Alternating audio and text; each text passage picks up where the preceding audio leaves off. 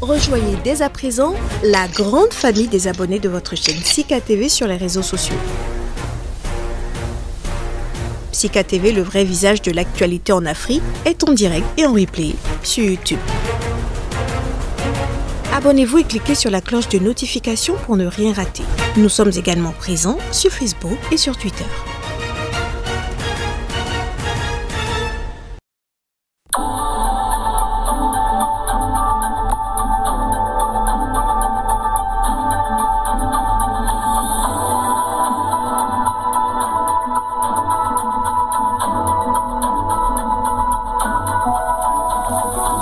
Nous parlerons du pétrole. L'AIE, l'Agence internationale de l'énergie, revoit en baisse sa prévision de demande pour 2021.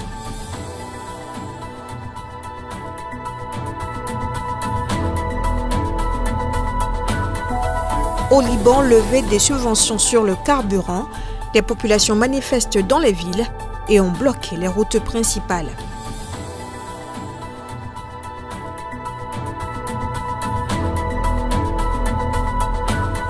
La Banque centrale de Turquie maintient inchangé son principal taux directeur, ceci pour le 5e mois consécutif.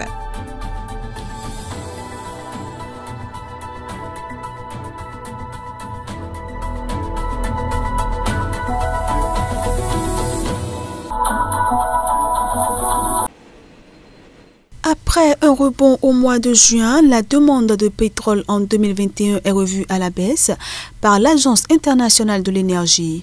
En cause, la progression du variant Delta partout dans le monde.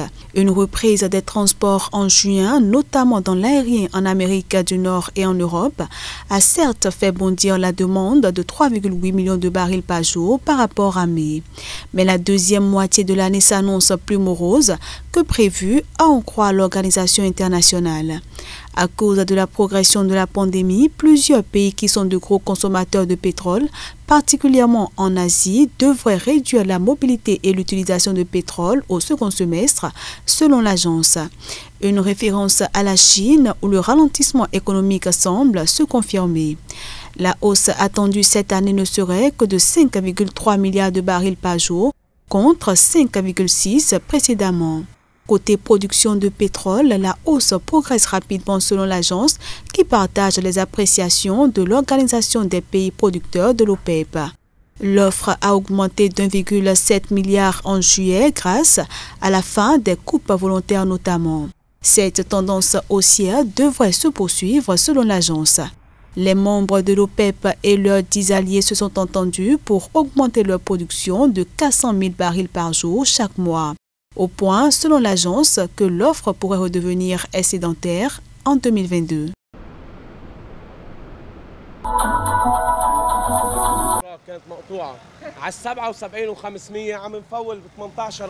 Des manifestants en colère ont bloqué jeudi plusieurs routes à travers le Liban au lendemain d'une décision de la Banque du Liban s'apparentant à une levée des subventions sur les carburants dans ce pays frappé par une grave crise économique. Très tôt le matin, des centaines d'automobilistes formaient déjà des files d'attente devant les stations-service dans l'espoir de faire le plein d'essence avant que les prix n'augmentent encore. À cause de devises étrangères, le pays a progressivement levé les subventions sur plusieurs produits de base ces dernières semaines, faisant bondir les prix du carburant et des médicaments. Mercredi soir, l'institution a publié un communiqué indiquant que les lignes de crédit pour l'importation de carburant seront désormais accordées sur la base du taux pratiqué sur le marché noir. Une levée totale des subventions engendrerait une hausse de 344% du prix du bidon d'essence et d'environ 387% de celui du diesel. Indexé sur le billet vert depuis 1997 au taux de 1507 livres pour $1, la monnaie nationale s'est effondrée, le dollar s'échangeant désormais à plus de 20 000 livres sur le marché noir. Les réserves en devises étrangères de la Banque du Liban ont fondu de plus de moitié depuis le début de la crise à l'automne 2019, passant de 32 milliards de dollars à environ 15 milliards aujourd'hui.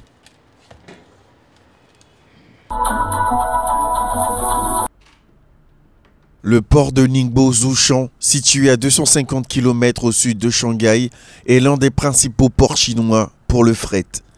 L'an dernier, 1,2 milliard de tonnes de marchandises ont transité par les quais de ce port, le troisième du monde en termes d'expédition. Depuis la découverte mercredi d'un cas de Covid-19 parmi les employés, l'activité y a été immédiatement stoppée et la zone en question fermée. Les autorités n'ont pas encore déterminé comment un cas de Covid a pu survenir au sein d'employés portuaires en théorie déjà vaccinés et régulièrement testés. Par précaution, près de 2000 d'entre eux ont été mis à l'isolement. L'arrêt de ce terminal risque davantage d'aggraver la situation du transport maritime sous forte pression au niveau mondial du fait des restrictions sanitaires et du redémarrage de l'économie qui a fait bondir la demande de biens.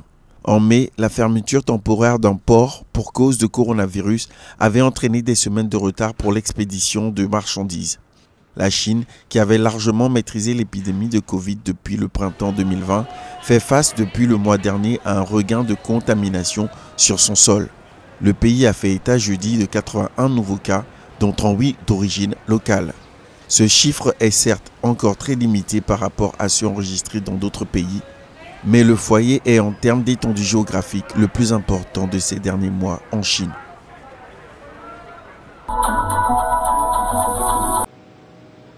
Ivano Emins a annoncé une perte globale de 95,7 millions de dollars au deuxième trimestre de cette année. Dans son rapport publié le 11 août sur les résultats financiers, l'organisation justifie cette situation par une perte sur la juste évaluation du passif financier dérivé incorporé de 85,7 millions de dollars pour la période.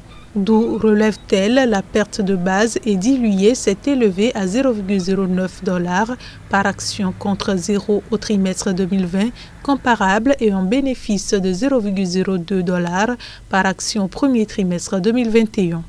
Ivano Emins, avec son partenaire Zijin classé indépendamment comme le 4e gisement de cuivre au monde par le consultant minier international Wood Mackenzie, dit explorer l'accélération de l'expansion du concentrateur Kamoa-Kakula phase 3.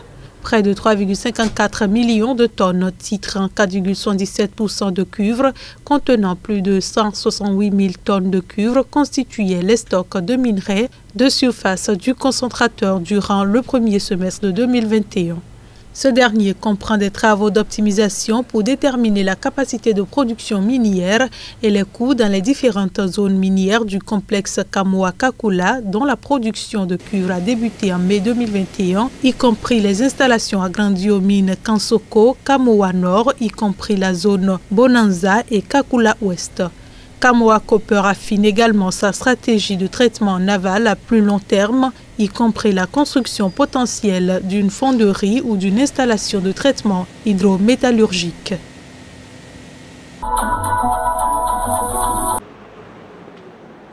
En Turquie, la Banque centrale a fait savoir dans un communiqué que tenant compte du niveau élevé de l'inflation et des projections, la politique actuelle de resserrement de la politique monétaire se poursuivrait d'une manière déterminée.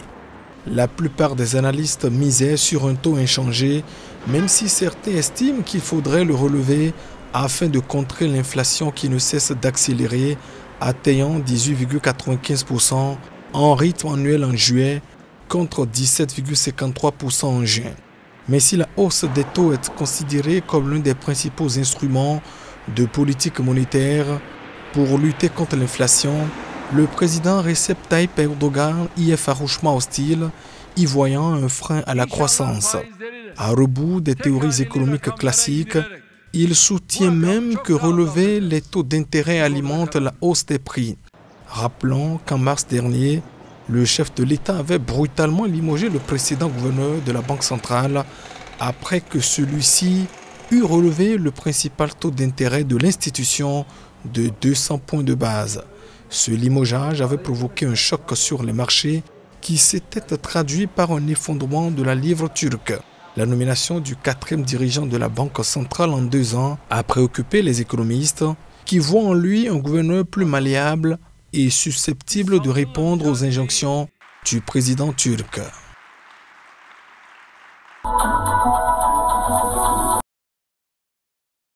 Maersk, leader mondial du transport de conteneurs, a vu au deuxième trimestre 2021 son bénéfice net bondir de 3,71 milliards de dollars, soit 30% de plus pour l'ensemble de l'année 2020, où le fret maritime avait fléchi au premier semestre en raison du Covid-19, puis fortement rebondi au second semestre. Les amateurs, qui assurent 90% du transport mondial des marchandises, ne parviennent pas à répondre à la demande qui explose depuis le redémarrage de l'économie. Résultat, le prix du fret maritime ne cesse d'augmenter. Depuis le début de la crise sanitaire, les prix ont été multipliés par 5. À la hausse de la demande s'ajoute le besoin pour les entreprises de refaire leur stock, ce qui provoque une augmentation du volume des marchandises à transporter. Au deuxième trimestre, ils ont augmenté de 15%. Ce sont surtout les échanges en provenance de la Chine et à destination de l'Europe qui ont augmenté. Les Européens importent du matériel médical, des médicaments et du matériel électronique notamment. Cette surchauffe profite aux amateurs. Selon le cabinet de conseil Blue Alpha Capital, la profession a engrangé en 2020 presque 16 milliards de dollars de profit. C'est 2 fois le montant total des 5 exercices précédents. Par contre, ce sont les entreprises qui, pour l'instant, paient l'essentiel de la facture. Mais selon certains experts, il n'est pas exclu qu'à terme, le portefeuille du consommateur soit aussi sollicité.